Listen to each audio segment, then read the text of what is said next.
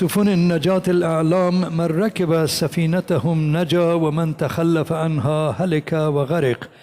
فأما بعد, respected brothers and sisters, Assalamu alaikum wa rahmatullahi wa barakatuh. I noticed last night when the time is a bit limited, you've got a lot to say. My apologies to all the brothers and sisters that last night I think we went a few minutes past Adhan time.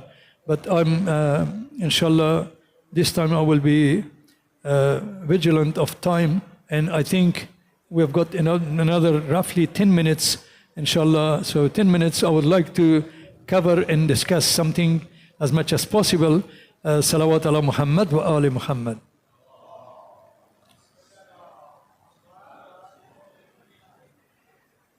My dear brothers and sisters, carrying on from the previous night, that we were sharing the wisdom of our beloved Prophet Muhammad sallallahu alayhi wa alihi wasallam, that his knowledge and his personality from any perspective was the unique and is, we cannot say was, and he hasn't passed away to be finished.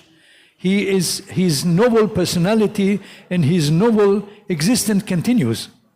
Because Allah subhanahu wa ta'ala says, brothers and sisters, especially those people that they dedicated their lives for the sake of Allah subhanahu wa ta'ala, death does not make sense.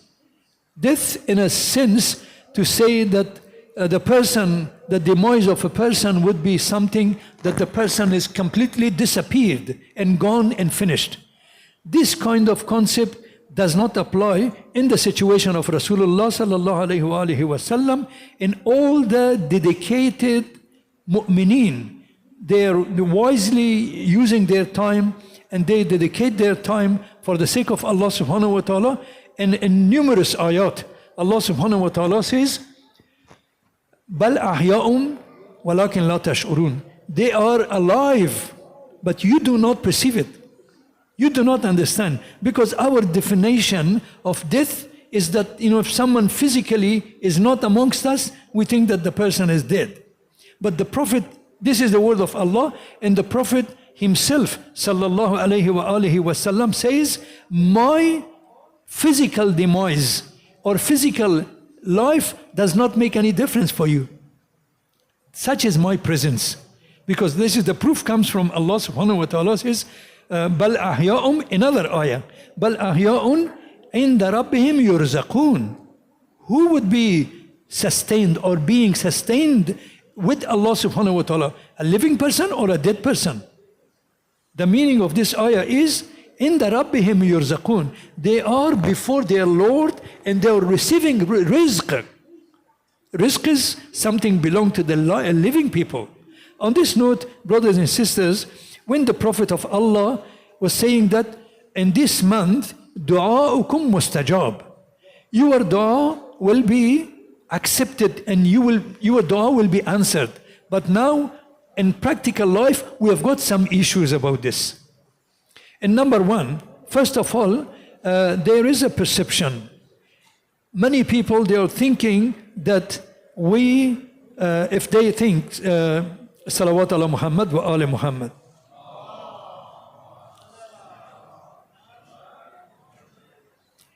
Some people are perceiving in a way or understanding in a way to say, we need to work.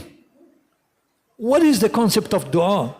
You don't work and you say, I pray to Allah to do this for me and this. You just sit there and don't do anything, and then Allah does everything for you. It doesn't make sense. And there are other group of people. They are saying, you need to only pray.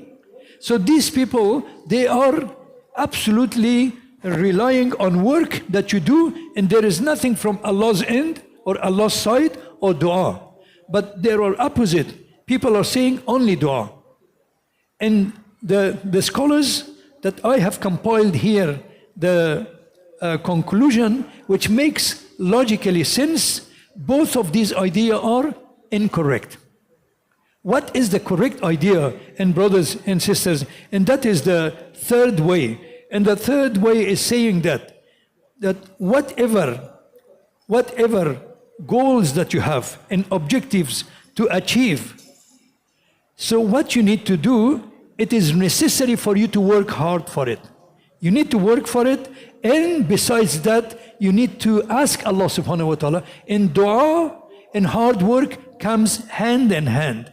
And what an amazing analogy is this, to say, we need a bird. A bird needs to fly with 2 wings. So 2 wings are needed. So 1 wings are your own effort. When we say, we need to do our best, and then the barakah will come from Allah subhanahu wa ta'ala. And there is one ayah in the Quran, Allah subhanahu wa ta'ala says, وَإِذَا عَزَّمْتَ فَتَوَكَّلْ عَلَى اللَّهِ. When you made a plan, and you made up your mind, and you made a decision, then put your trust on Allah subhanahu wa ta'ala. So putting your trust on Allah subhanahu wa ta'ala, that covers this side, that then you can supplicate. Trust means that you ask Allah subhanahu wa ta'ala. And there are numerous ayat.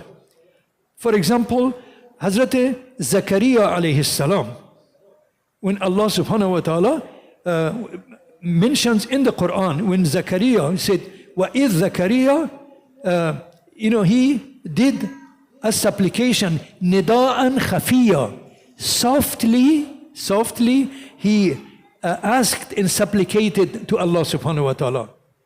He raised his voice, but no one around could hear, only Allah subhanahu wa ta'ala. And there is one way of supplication, brothers and sisters, when you put your forehead on the sujood and on prostration in sajda, and then you ask Allah subhanahu wa ta'ala, no one, even some people around you, they won't hear you. But that moment that you put your forehead in sujood with total submission and sincerely to Allah subhanahu wa ta'ala, impossible that your dua with other conditions, if it really applies and the other conditions are met, your dua will not be refused or rejected. And such is the example. Allah subhanahu wa ta'ala says, when Zakaria alayhi salam, he asked with a very soft supplication to Allah subhanahu wa ta'ala, Allah subhanahu wa ta'ala answered him. And he asked, what did he say? He said, Rabbi la tadharni fardan wa anta khairul warithin. Oh Allah, do not leave me alone. Do not leave me alone, and you are the best of heirs. He's saying, Ya Allah, you are the heirs. The end of everything and the position of everything belong to you. So when he says, Allah subhanahu wa ta'ala accepted, fastajaba lahu. Allah subhanahu wa ta'ala accepted his dua, and straight away at the age of 70 plus gave him Yahya alayhi salam. And Allah said, I have given you a son that no one had a name as such, and I named him Yahya. Nismuhu Yahya. Allah says, I called him Yahya. And such is the way, and there are numerous ayat. Brothers, I won't have time to discuss this. And the important point is, we need to, of course, always, as I mentioned the other day, according to one of the greatest scholars, that even when the brothers are very, very ordinary things that everyone would be capable to buy it or to receive it. And the example in a very, very trivial things, something very despicable and unimportant, saying that even the sisters and the brothers, for example, especially the sisters I mentioned the other night, when they are cooking, they need even to ask Allah subhanahu wa ta'ala for the salt of their dishes. When they cook, the salt is something, not expensive and extremely cheap and available everywhere. So you can knock the door of your neighbor to say, I need some salt. He will offer it to you. It's not something to worry about this, but to show the level of your depending or dependency on Allah subhanahu wa ta'ala, you need to ask everything from Allah subhanahu wa ta'ala. And having this in mind, when we get up from the sujood, while we are sitting in qada, what do we say? When we stand up, we say, بِحَوْلِ اللَّهِ وَقُوَّتِهِ أَقُومُ وَأَقُودُ. With the might and power of Allah subhanahu wa ta'ala, I sit and I stand. You can sit and stand yourself, but no, in actual fact, that comes from Allah subhanahu wa ta'ala. And there are many people and many incidences in thousands of situations that the people, they breathe in and they sit down, they couldn't get up. They slept in, and they couldn't wake up, or they wouldn't wake up in the morning. Because the end of the day, we need to, brothers and sisters, that to make sure that we understand and we acknowledge our life in every moment is at the hand of Allah subhanahu wa ta'ala. وَإِذَا جَاءَ أَجَلُكُمْ, when the time of your death and expiry date comes, لا يستقدمون ساعة ولا يستأخرون. There is not a moment to extend it or to shorten it. Exact time that Allah commanded angel of death to go and take the soul of the person is finished. And as I said, in the middle of recitation of the Quran, the person the head went like this and didn't wake up and passed away. That is, brothers and sisters, that Allah subhanahu wa ta'ala is oft merciful and so gracious. We need to make sure that Allah subhanahu wa ta'ala is everything for us. Imam al-Sadiq alayhi salatu wasalam is saying, without the mercy of Allah subhanahu wa ta'ala and His grace and His power that He enables us to do everything, we are nothing. That is amazing point. Ya Allah, bihurmat and by the honor of Rasulullah in his Ahl al-Bayt and our 12 Imams, grant us what you have granted Rasulullah in his Ahl al-Bayt, and accept our ibadat, our act of worship, and grant us, Ya Allah, to have a prosperous life, to have a good ending, and enlighten our hearts with the knowledge of the Quran and your ma'rifah and recognition of yourself. Bisalati ala Muhammad wa ali Muhammad.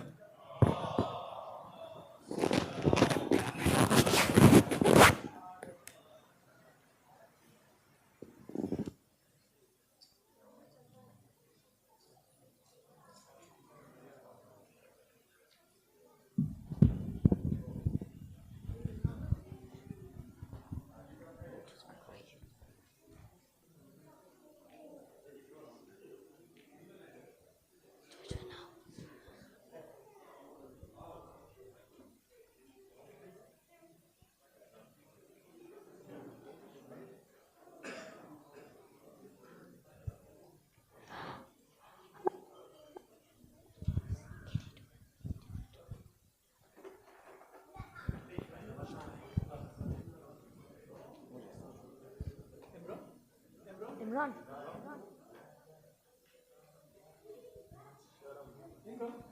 Come here.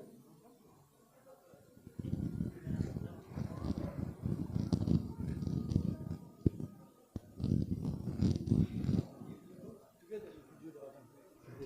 Yeah. Say it together, yes. Get it together. Stop together, yeah. Get it closer in here. Yep. Okay. Say, Allahu Akbar, Allahu Akbar. Stop. Allahu Akbar, Allahu Akbar.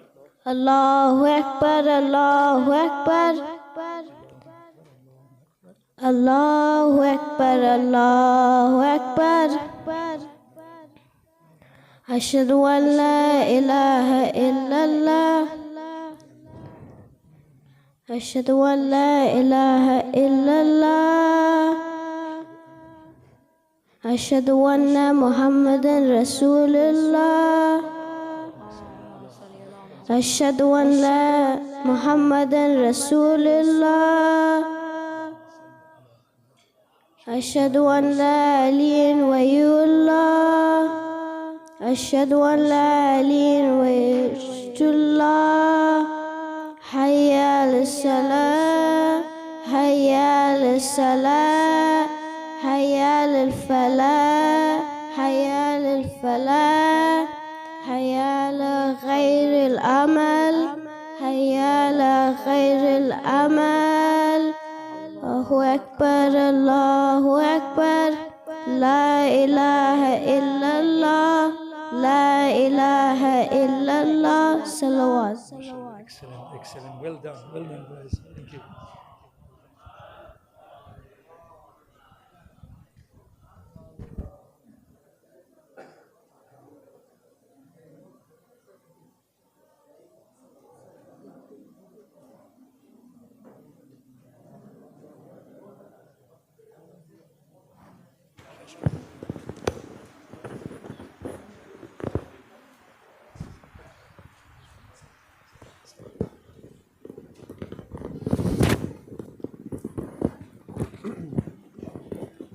الله أكبر الله أكبر.